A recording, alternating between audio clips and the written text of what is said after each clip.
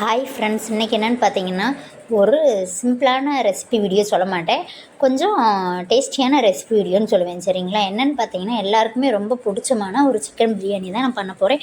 ஒவ்வொருத்தவங்க ஒவ்வொரு ஸ்டைலில் பண்ணுவாங்க. நான் என்னோடய மெத்தடில் நான் எப்படி பண்ணுறேன்னு மட்டும் இந்த ரெசிபி வீடியோவில் இருக்கும். பிடிச்சா கண்டிப்பாக லைக் பண்ணுங்கள், கமெண்ட் பண்ணுங்கள், சப்ஸ்கிரைப் பண்ணுங்கள். ஃபஸ்ட்டு வந்து ஒரு குக்கரை வந்து நல்லா சூடு பண்ணிவிட்டு ஒரு 100 ml நல்லெண்ணெய் இல்லாட்டா கடலை எண்ணெய் ஊற்றிக்கோங்க. நல்லெண்ணெய் டேஸ்ட் நல்லாயிருக்கும். அதுக்கப்புறம் வந்துட்டு ஒரு ஒரு டேபிள் ஸ்பூன் அளவுக்கு வந்து நெய் சேர்த்துருக்கேன்.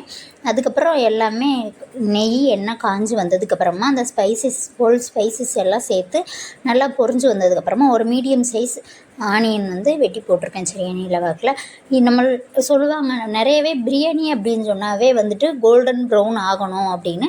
நான் வந்து அப்படி பண்ண மாட்டேன். ரொம்ப கோல்டன் ப்ரௌனெல்லாம் ஆகணும் அப்படின்னு பண்ண மாட்டேன். இந்த மாதிரி பண்ணி பாருங்கள், டேஸ்டிவே சூப்பராக இருக்குங்க. கொஞ்சம் நல்லா கண்ணாடி பதம் மூழ்கி அடுத்த ஸ்டேஜ் வரும் பார்த்திங்களா, அந்த டைம் வர நல்லா வெங்காயத்தை நல்லா வணக்கி விட்டுக்கோங்க. சரிங்களா?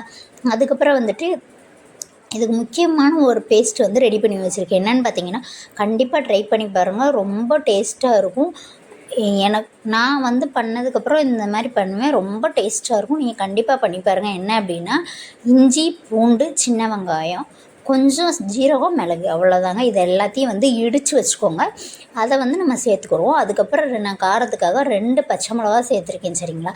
இது எல்லாமே எண்ணெயில் வணங்கி வரும்போது நம்ம கேட்ட அந்த கண்ணாடி பதத்தையும் தாண்டி ஒரு ஸ்டேஜ் வரும். அந்த ஸ்டேஜில் வந்து நம்ம தக்காளி போட்டுக்கலாம். தக்காளி வந்துட்டு நம்ம நிறைய போட்டோம் அப்படின்னு வச்சுக்கோங்களேன், அது வந்து தக்காளி சாதம் டேஸ்ட் ஆகிரும். சரிங்களா?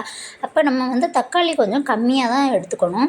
நான் வந்து ஒரு தக்காளி வந்து மீடியம் சைஸ் தக்காளி தான் எடுத்திருக்கேன். அதுக்கப்புறம் வந்துட்டு என்னென்னா கொத்தமல்லி, ஒரு கைப்பிடி அளவு கொத்தமல்லி, அப்புறம் ஒரு கைப்பிடி அளவு வந்து புதினா, அவ்வளோதான். இது எல்லாத்தையும் சேர்த்து நல்லா வணங்கி எடுக்க போகிறோம். அவ்வளோதாங்க.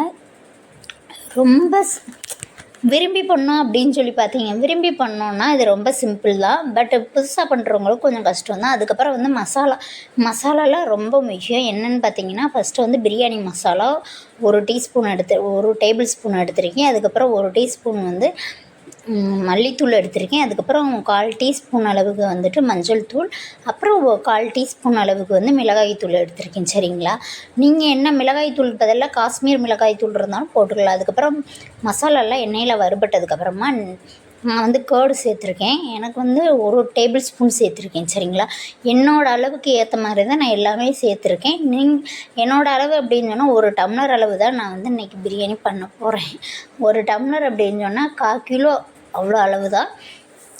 1/4 கிலோ பாஸ்மதி ரைஸ் அளவுக்கு தான் நான் இன்றைக்கி எல்லாமே பண்ணிகிட்ருக்கேன். சரிங்களா? அதுக்கப்புறம் எல்லாமே நல்லா வணங்கி வந்ததுக்கப்புறமா நம்ம சிக்கன் வந்து நம்ம ஆல்ரெடி மசாலா தடவி வச்சுருக்கேன். என்னென்னா காஷ்மீர் தூள், அதுக்கப்புறம் வந்துட்டு உப்பு, இது பிரியாணி மசாலா லைட்டாக சேர்த்து எல்லாத்தையும் போட்டு நல்லா பரட்டி வச்சுருக்கேன். ஒரு 1/2 hour கிட்ட வச்சுருந்தேன்.